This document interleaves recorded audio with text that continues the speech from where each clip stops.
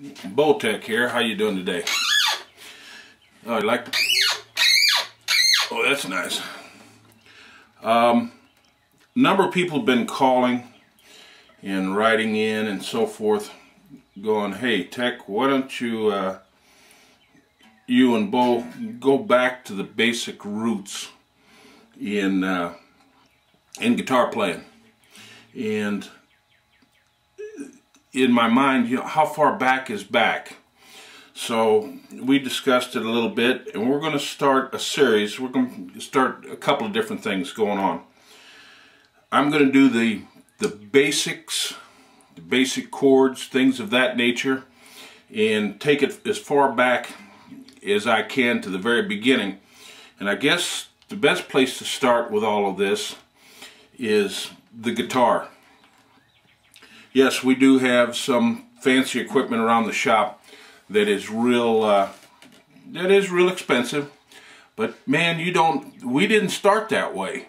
We started playing guitar, both Bo and I started with the cheapest guitar we could find. In fact, I cut grass for almost a whole year just to buy my first box guitar, and trust me, there's nothing at all wrong with acoustic guitars.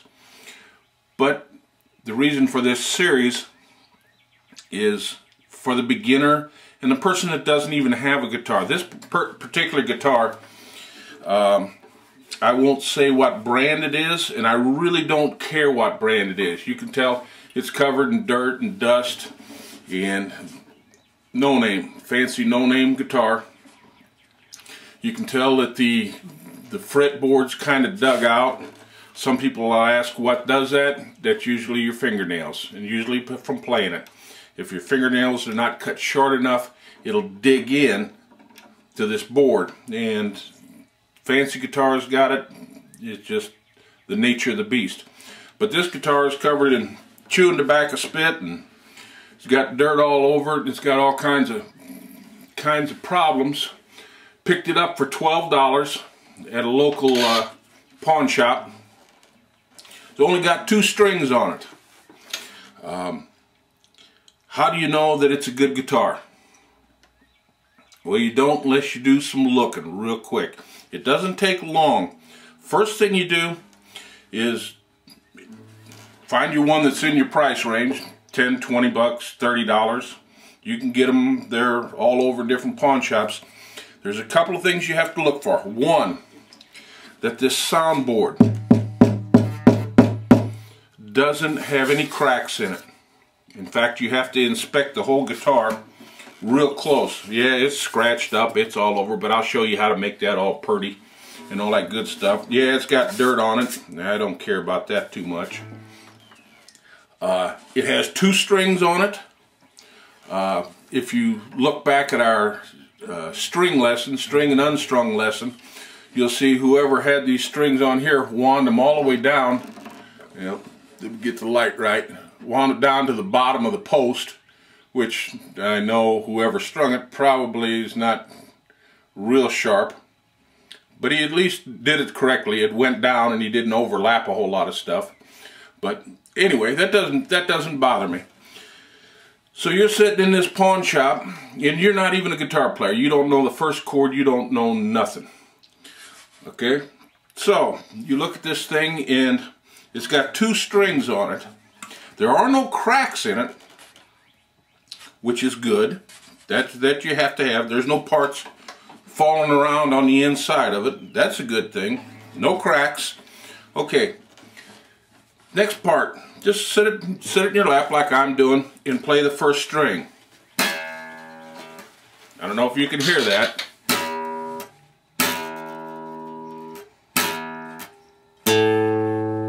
Okay, that one doesn't sound bad. This one's kind of hitting.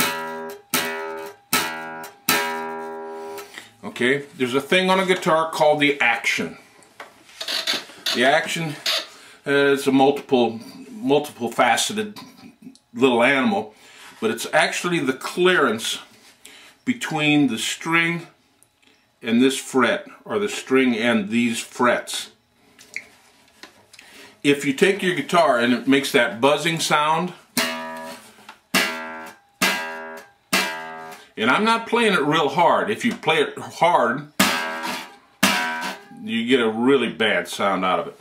But play it nice and soft, because we don't want to teach people to beat on their guitars like some people that you see on TV. But just put your thumb or a finger or whatever. This is a fret. Put your finger right behind the first fret and play it again. Didn't get any better. Next one.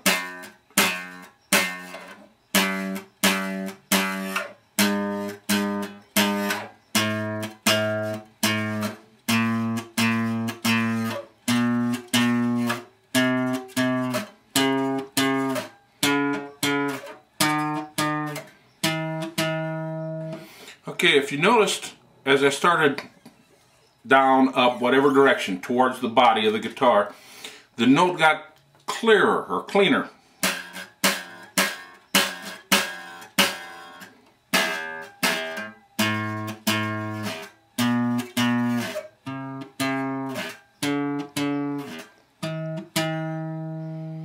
Okay, what's that telling me? That's telling me either these frets, and remember these are the frets, are too high, or something is hitting this string up until the point that I get to about the second dot, which is actually an A position. And it starts to clear up.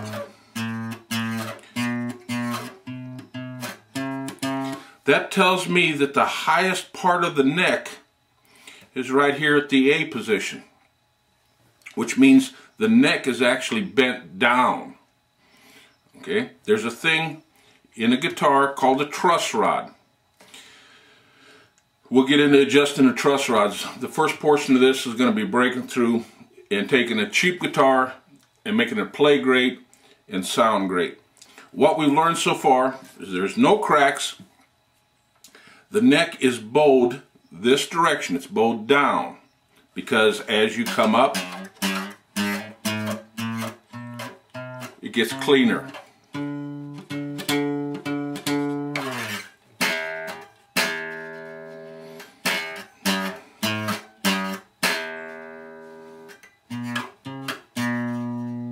So if you play your notes in here, the action is set really, really low on this guitar. In other words, the string to the fret is really low. In fact, it's actually striking the fret up in this position. So what we're going to do, and that can be caused by a number of things. It can be that the neck is bowed down, but as you add more and more strings, you get up to 100 plus pounds when you add all the strings, all 6 strings to it. 12 string, of course, is even worse. That's why they're bigger and thicker. But as you add more strings, that will cause this neck to bow back up. So I don't necessarily at this stage want to start adjusting on the truss rod. I want to get all the strings, I want to get the guitar cleaned up and get all the strings and put a brand new set of strings on it. And then we'll go into adjusting the neck and setting the intonation and all that good stuff on it. But just because you don't have a $3,000 custom built whatever doesn't mean you can't get into playing the guitar for 25, 30, 35, 40 bucks. Shouldn't be a problem. Go to your local pawn shops. Look for a guitar that is not cracked. You don't, if it's got a crack in it, yes, that can also be repaired, because I custom build guitars. If you watch sometime Bo's playing a white Strat, well, it's a custom built that I built for him. That's I'm proud to say it's pretty slick. And for him to play it, it needs to be pretty slick because he's really good. Anyway, it's got all the hardware, and half of the hardware you don't have to have the buttons in the back. The biggest thing on picking up a guitar, first of all, cheap. Go cheap. You can probably make it last your whole life, but you have to take care of it. Look for any kind of cracks that's in the guitar.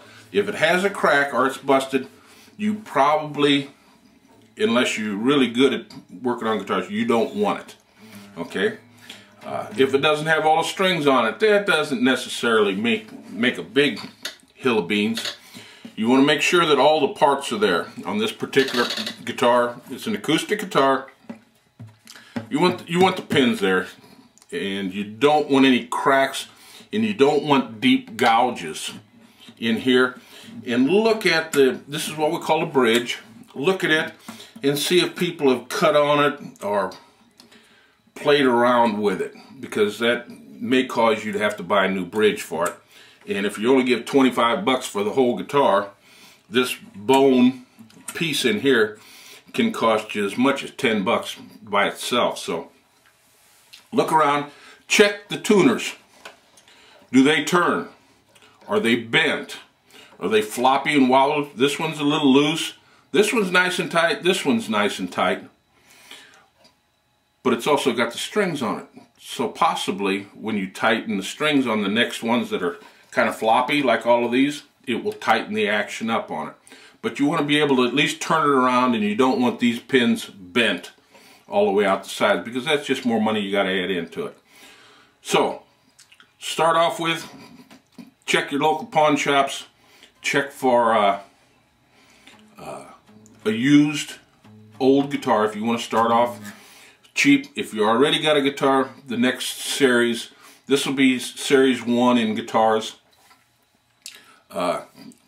Guitar reverberization, whatever you want to call it. Just fixing up your old guitar. Let's just call it that. So, at this stage, that's some of the things that you look for. What I'm going to do now is I'm going to go back and clean this up a little bit, and then turn the camera back on for step number 2 in this whole process. So, good hunting. See if you can find something good and cheap, and we'll show you through a bunch of series here and lessons how to make the thing really sound great. Have a good day.